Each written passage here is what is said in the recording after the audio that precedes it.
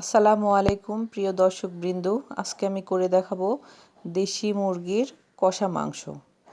তো আসলে মুরগির মাংসটা দেখানোর কিছু নাই, তো ভাবলাম আজকে যেহেতু আমি বাসায় রান্না করছি তো আপনাদের সাথে শেয়ার করি আর কি। তো আসলে মুরগির মাংস সবাই রান্না করতে পারে। তো তার জন্য আমি কড়াইয়ে প্রথমে তেল দিয়ে নিলাম, তারপরে হচ্ছে গরম মশলা, 3 টুকরো সাদা ফল, একটি কালো ফল, 2 টুকরো পেঁয়াজ পাতা এখানে ছিঁড়ে দিয়ে দিলাম, 4টা লং দিয়ে দিলাম আমি এখানে, আর 3 টুকরো দারচিনি দিয়ে দিছি। আর আমি 2 মুঠ পরিমাণ পেঁয়াজ এখানে দিয়ে দিলাম।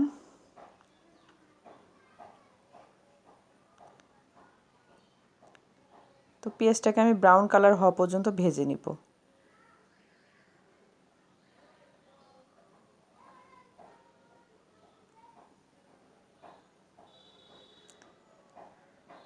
তো আমার পেঁয়াজটা ব্রাউন কালার হয়ে এসেছে। তো আমি এখানে এক চা চামচ জিরা বাটা, আর আমার আজকে আদা রসুন পেস্ট ছিল না, এই জন্য আমি 2টা রসুন আর 1 টুকরো আদা নিয়ে গ্রাইন্ডারে পেস্ট করে দিয়ে দিলাম।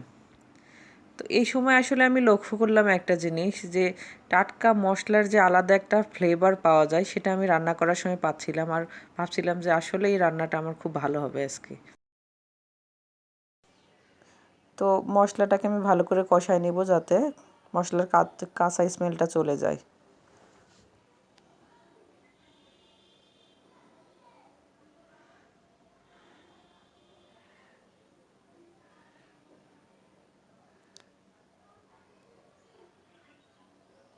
তো আমার মশলাটা কষানো হয়েছে, আমি এখানে সামান্য পরিমাণ পানি দিয়ে দিলাম। তো পানিটা একটু থকবকে উঠে আসলে আমি এখানে শুকনা মরিচ, এখানে আমি গুঁড়া মশলা ব্যবহার করব। তো তার জন্য আমি 1 চা চামচ হলুদের গুঁড়া দিয়ে দিলাম, 1 টেবিল চামচ শুকনা মরিচের গুঁড়া, আর 1 টেবিল চামচ লবণ দিয়ে দিব।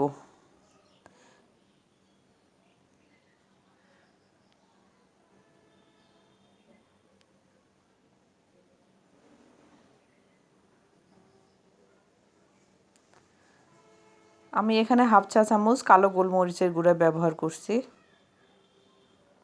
তো এই সবগুলোকে আমি এখন ভালো করে কষায় নিব।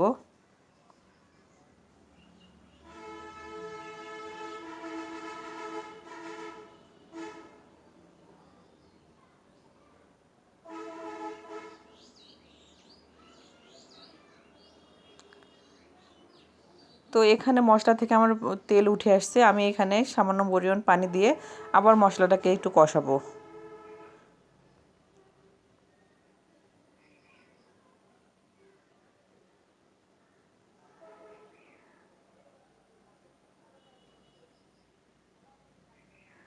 আমার মশলাটা কষানো প্রায় কমপ্লিট হয়ে গেছে।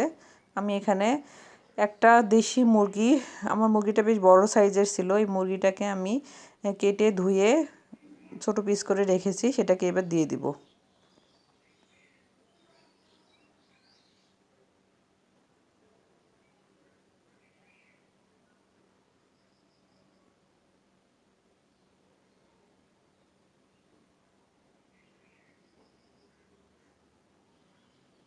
তো মশলার সঙ্গে আমি মাংসটাকে ভালো করে মাখায় নিচ্ছি।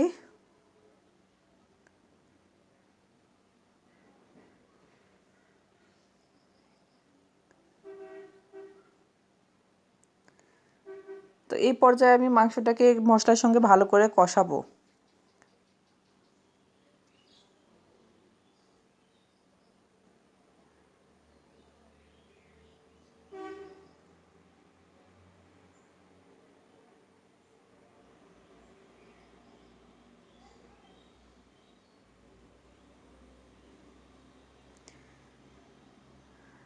তো দেখতেই পাচ্ছেন আমার মাংসটা থেকে তেল উঠে আসছে, তো আমি এখানে সামান্য পরিমাণ পানি দিয়ে আবার মাংসটাকে কষাবো।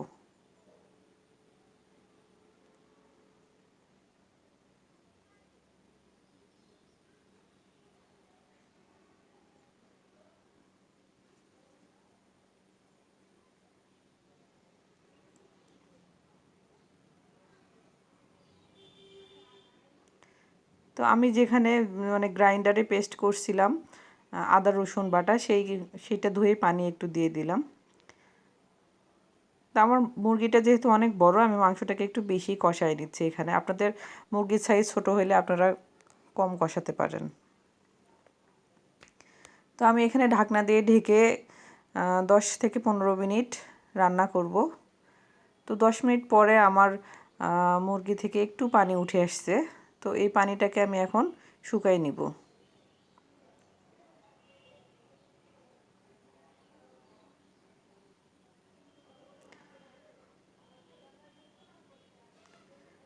তো আবার 15 মিনিট পরে আমার মুরগি থেকে মুরগির পানিটা প্রায় শুকিয়ে গেছে। আমি এটাকে খুব ভালো করে কষাবো।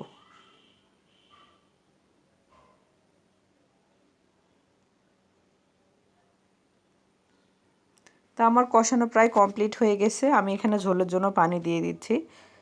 তো আমি পানিটা একটু বেশি দিয়ে দিব, কারণ আমি খুব বেশি একটা মাংসটা সিদ্ধ করি না, এখানে কষাইছি বেশি। তো এই জন্য আমি এখানে একটু বেশি পরিমাণে পানি দিয়ে দিচ্ছি, যাতে আমার মাংসটা সিদ্ধ হয়ে যায়। আর মিডিয়াম টু লো আছে আমি রান্নাটা করব।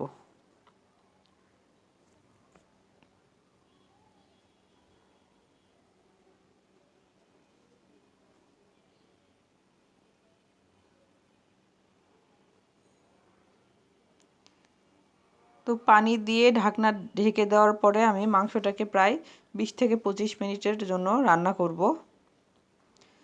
তো আমি প্রায় 15 মিনিট পরে এখানে খুলে দেখতেছিলাম যে মাংসটার আমার কি অবস্থা। তো আমি একটু নাড়াচাড়া করে নিচ্ছিলাম। তো অনেকটাই ঝোল আছে এখানে, আমি এতটুকখানি ঝোল রাখবো না। তো আমি আবার একটু ঢেকে ঢেকে দিব আর কি।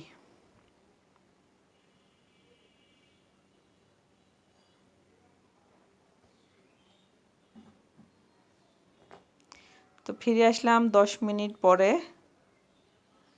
তো আমার মাংসটা প্রায় রান্না কমপ্লিট হয়ে গেছে। তো আমার মাংসটার ফাইনালি লুক এরকম। তো আমার রান্না যদি ভালো লেগে থাকে, প্লিজ আমার চ্যানেলে প্লিজ শেয়ার করবেন এবং বেশি বেশি শেয়ার করবেন, কমেন্টস করবেন, লাইক করবেন।